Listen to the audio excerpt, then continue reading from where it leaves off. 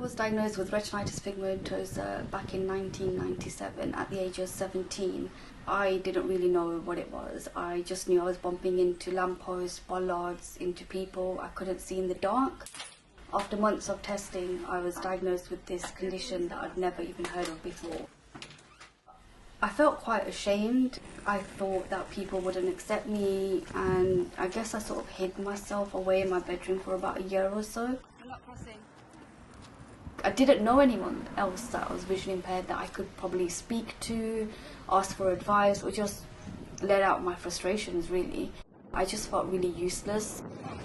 Are they all disappeared, or I'm still here? No. A couple of years later, I met a guy.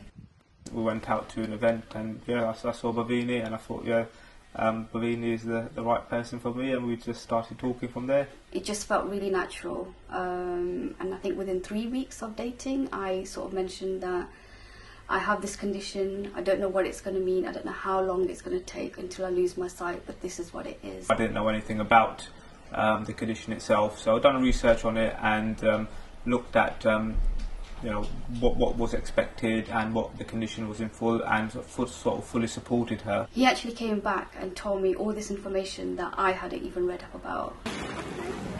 Oh. And I was gobsmacked. I really, really was. Things worked out really well, and yeah, we ended up getting married the following year. The eyesight issue wasn't an issue for myself. It was who Bhavini was and the reason I got married to her. We've got 2 kids now, 2 girls. It hasn't been easy. My daughters have known from a pretty early age that Mummy is slightly different. The older one had seen me from what I was capable of, and slowly how those things were taken away that I couldn't no longer do. Even now, she's 12 and she's very well aware. She knows certain things on how to guide me, and she'll even speak to her friends about my eye condition who ask, because it was quite funny that, you know, some kids used to think that my white cane was a metal detector. Why has your mummy got that stick? What is that stick? I think it helped because I went to their school and spoke to the children about my eye condition.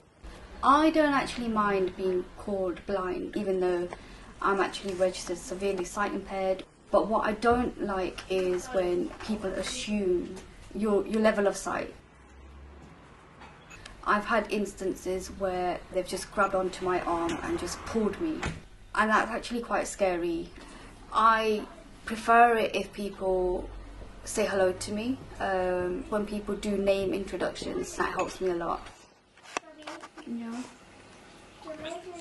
At work it's quite nice. Whenever anyone enters the office, we're all greeted. So everyone in the room will just say, "Hi Bhavini, it's so-and-so," and everyone will say their names that are in the office. So from the get-go, I know who's in the office, and if there's a document that everyone's been sent out, if it's a printed document, I'll be sent an email, electronic copy first. So I'm not left out, I know exactly what's going on.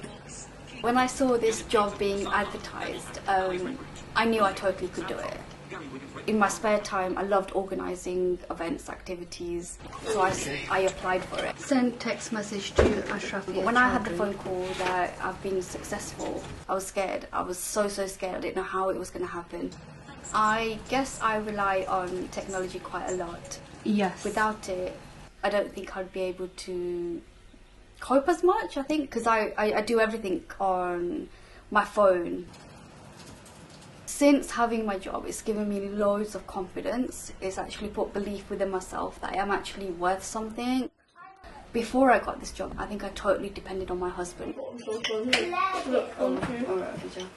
To be honest, I never thought I'd work again. I just didn't think, what job could I possibly do, knowing that, you know, my vision's going. You want orange?